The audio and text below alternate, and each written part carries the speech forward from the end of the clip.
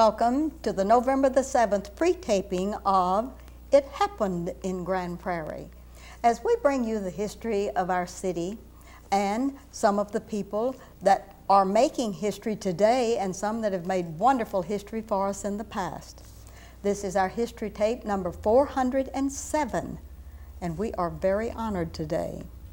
We have a very special couple, and I'm delighted to welcome to the dais His Honor, Constable Skinner.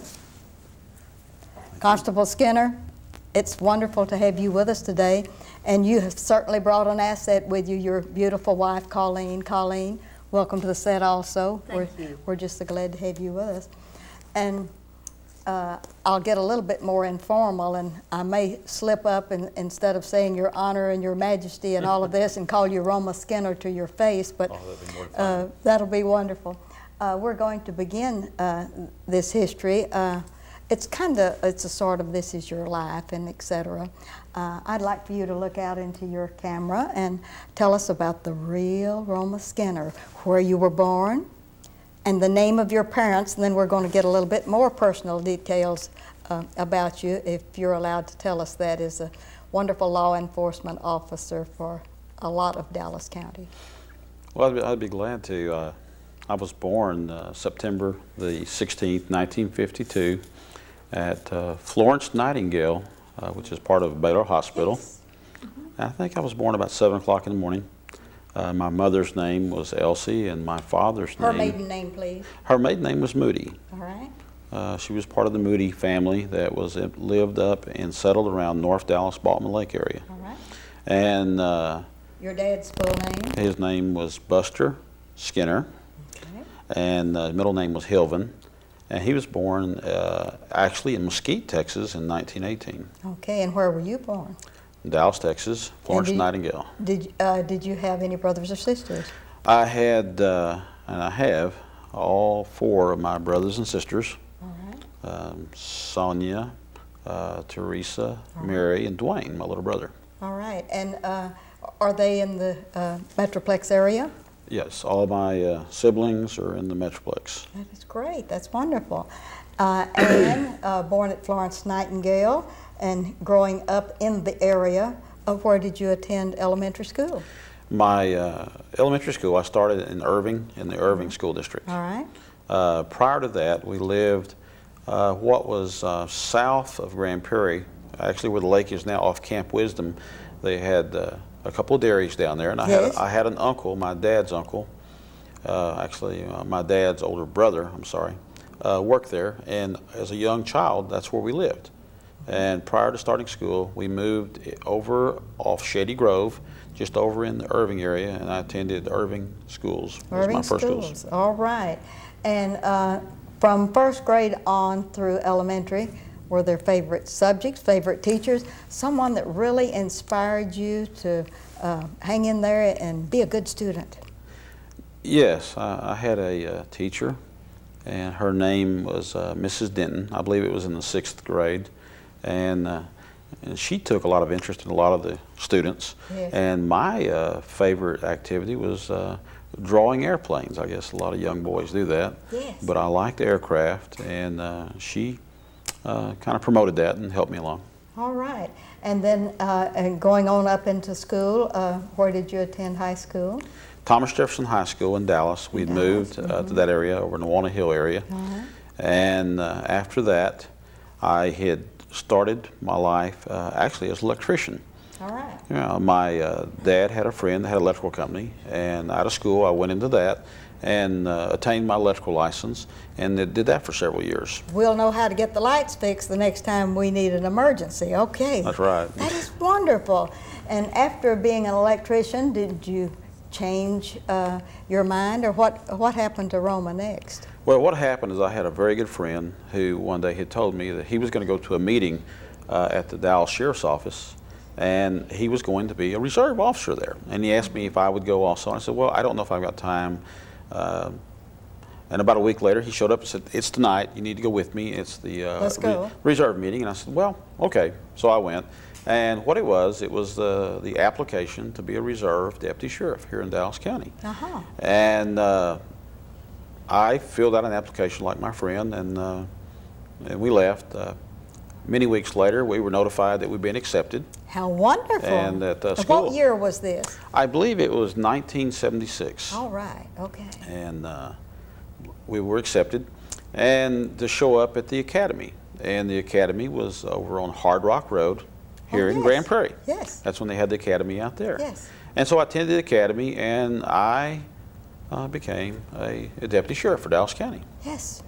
And that was exciting, wasn't it? It was. That was almost like a disease, wasn't it? Well, they got you into that academy, and the first thing you knew, you were it. Half-heartedly, I must admit, I'd never thought much about being a police officer or a peace officer until that time. But once I was there and going to school and listening and learning the subjects, I grew an interest. Mm-hmm. What did your dad do for a living?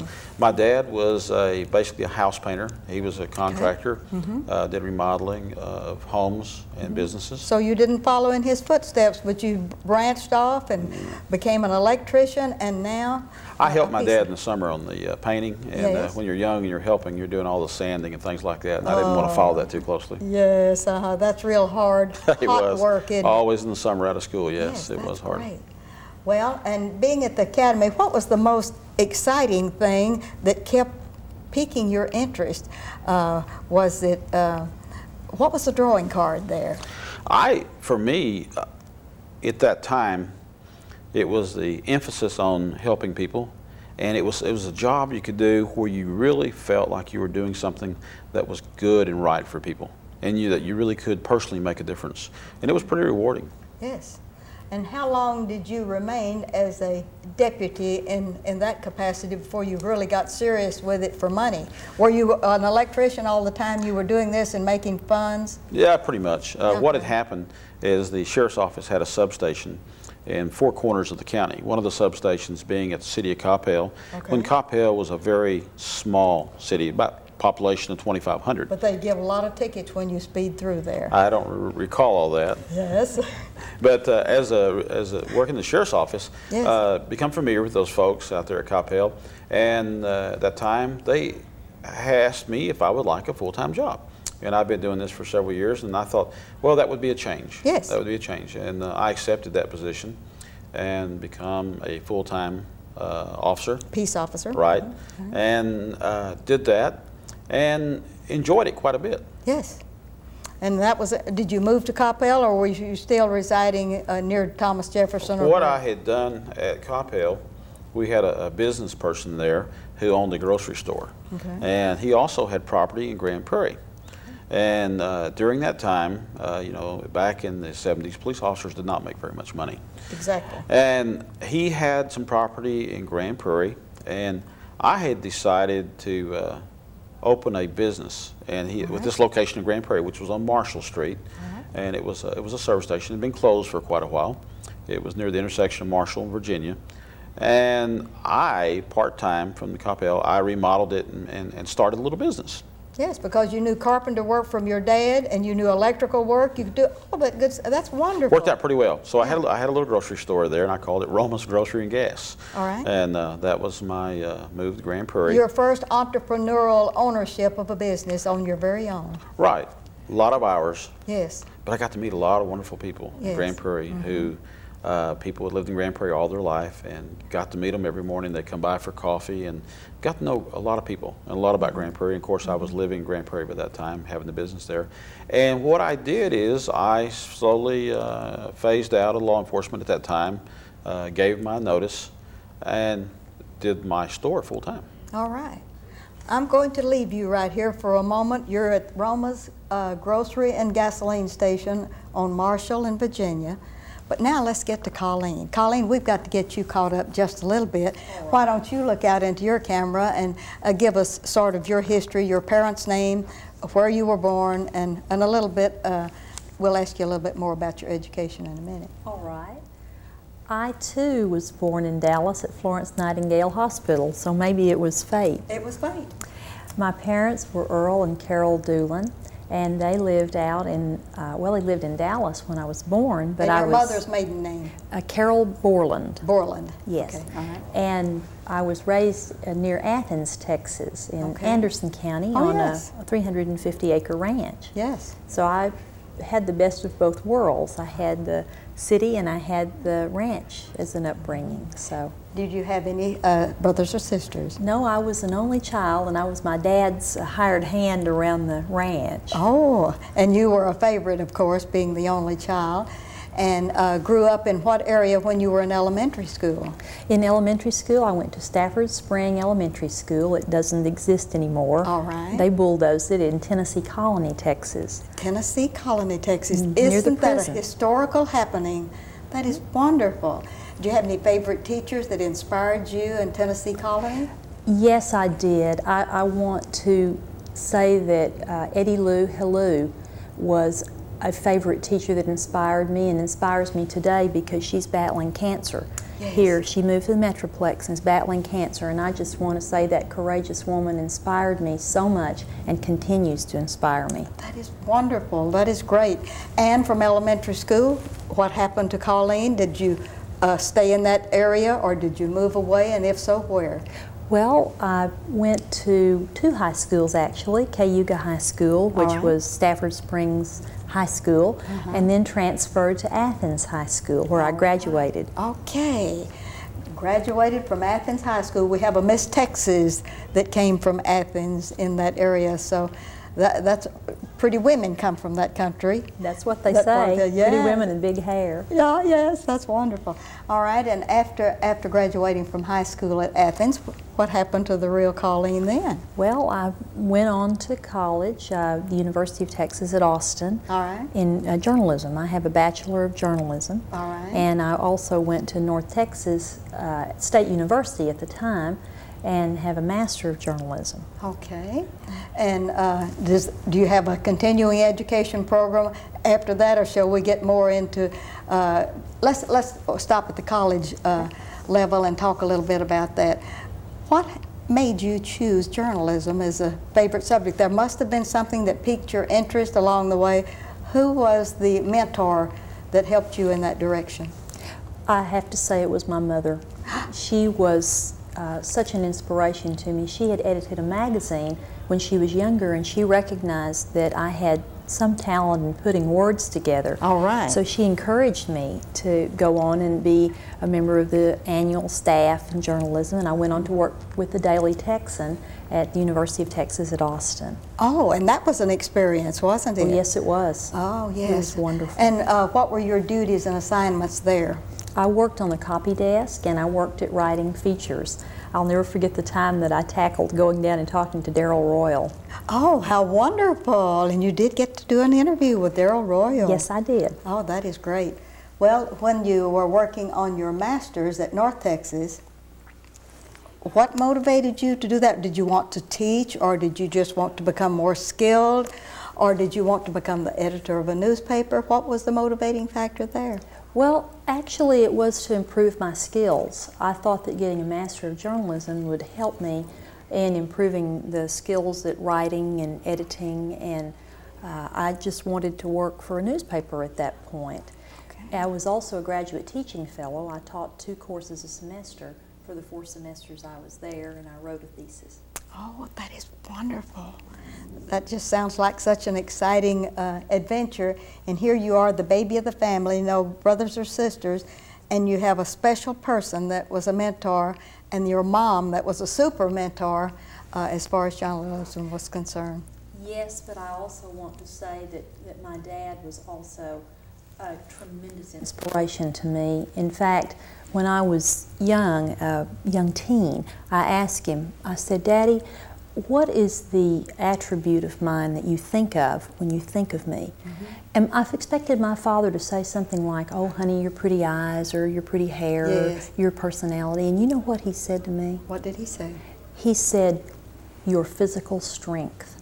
And that told me that my father believed that there wasn't anything I couldn't do. Oh, well, wasn't that was a send-off for you, wasn't it? It really, really was. Okay, and we're going to get back with you in just a minute. We have you at at North Texas, and we're going to see where the next step is after North. We got to get back with Constable Skinner here and his little store over on Marshall in Virginia. And what happened to Roma after that? Well, we did the store for several years, and finally I had an opportunity to work for a company in sales. I did that. I retained the store, but eventually I sold my store to a friend who ran it for several years. All right. And in that interim, I did sales primarily, sales as a sales rep. And up to 1983, I had decided to run for constable. Okay, 1983 was the magic year. Started the campaign. And were you still here in Grand Prairie? Yes.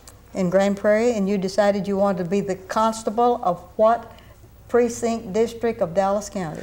At that time, it was precinct number 6. Number 6, and what was the territory? The territory, it comprised Grand Prairie and Cedar Hill. Just the 2 of those? Just the 2. Okay, and that sounds pretty easy. It was. Yes, It very, was, very easy. Well, did you win your election or did you lose it? Well,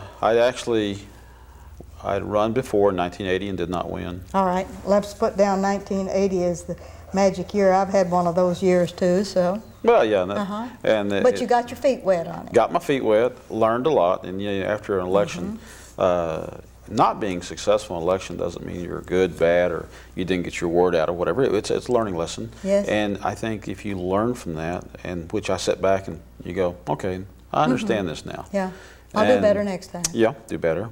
I retained all my ties that I had made with everybody through my grocery store and just in the community. And in 1983, I started a new campaign and was successful. And in 1984, won the general election.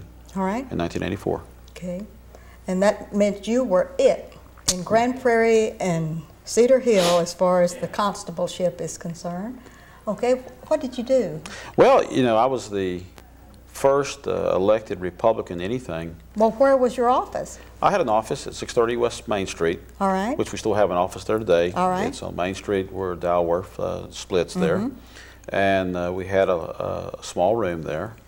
And in Dallas County at that time, once you were elected, they pretty much, you pretty much didn't have very much. You have to understand, back in those days, we didn't have vehicles. What was your term of office? 4 years. 4 years, okay. Yeah. Constables run on the presidential year. Okay. 4-year office. All right. It's a partisan office where you have to run in a party, which the Republicans. You're running this year. Running this year.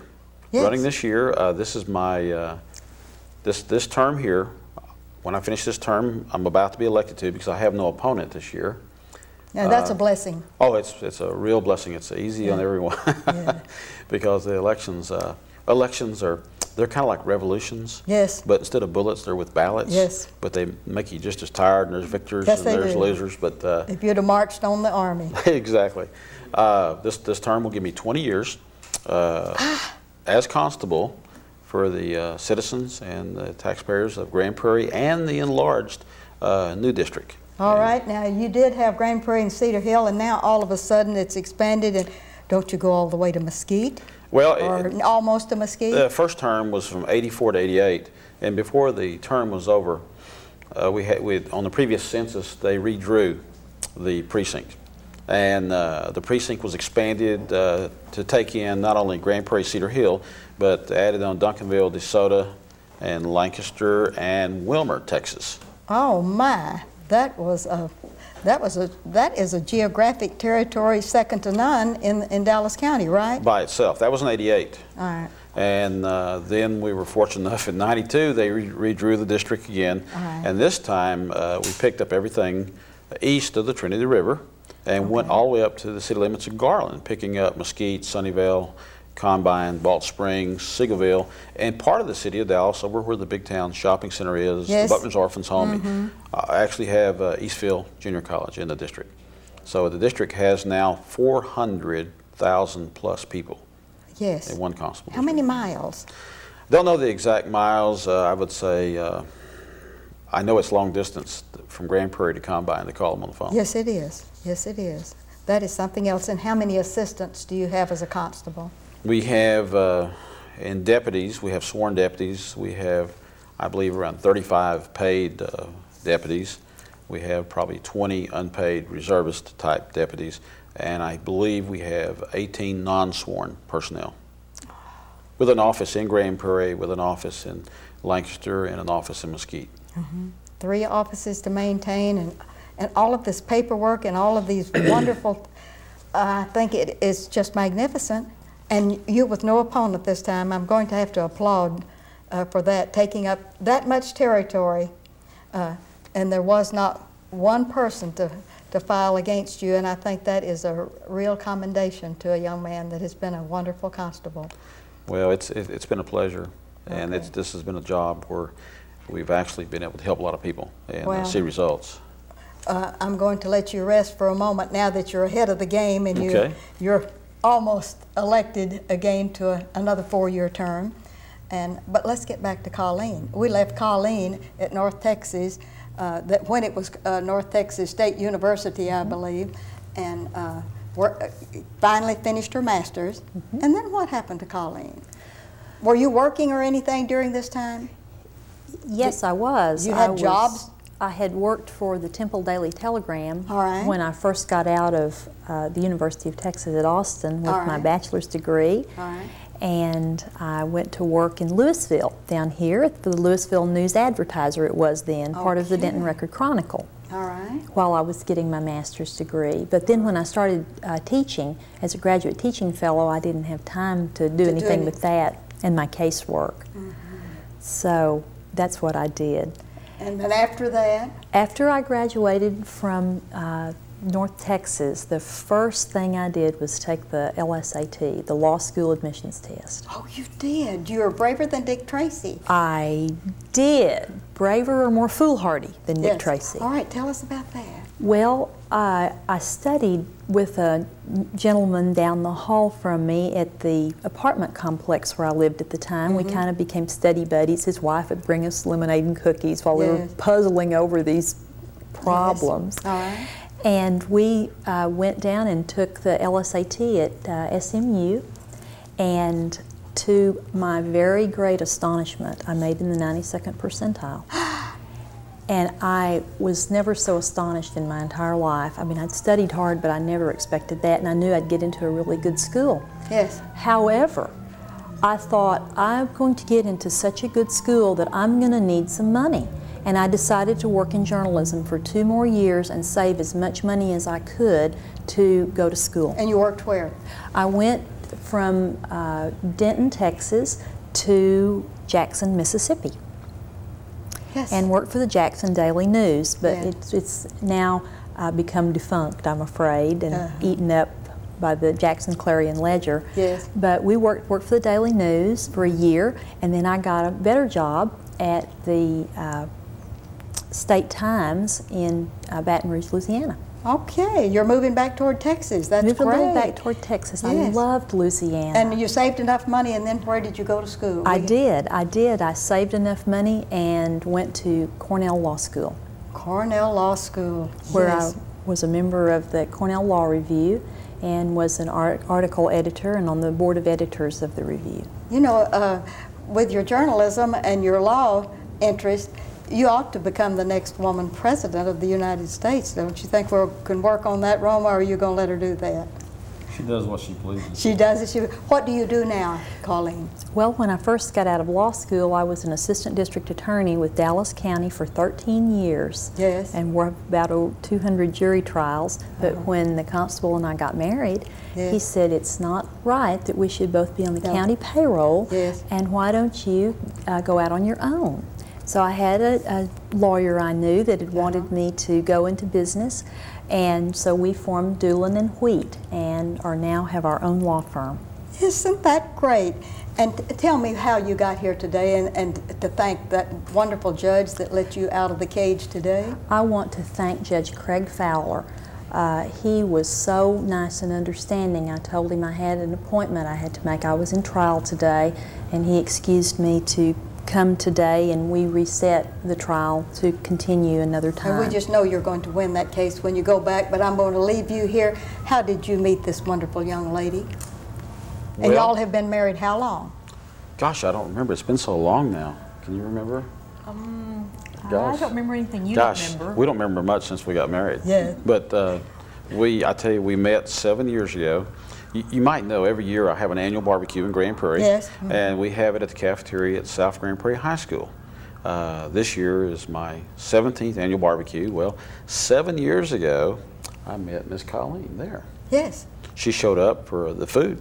Yes, good. And we met there. Like ever after, I love it. Right. And we met there, and I think we didn't see each other we met again at a political event maybe 4 or 5 months later. Yeah. And there's 2 or 3 versions of the story on the rest of this, Yes. her version and my version. Well, let's do your version because we have only 2 minutes left on this interview. Okay. We met to help on a political campaign for a mutual friend, and we have kind of been together ever since. Yes. Well, when you two married, we thought that, Mr. Jackson thought that was the most exciting event that happened in Grand Prairie, Texas, because he was so pleased that you had found just the right lady.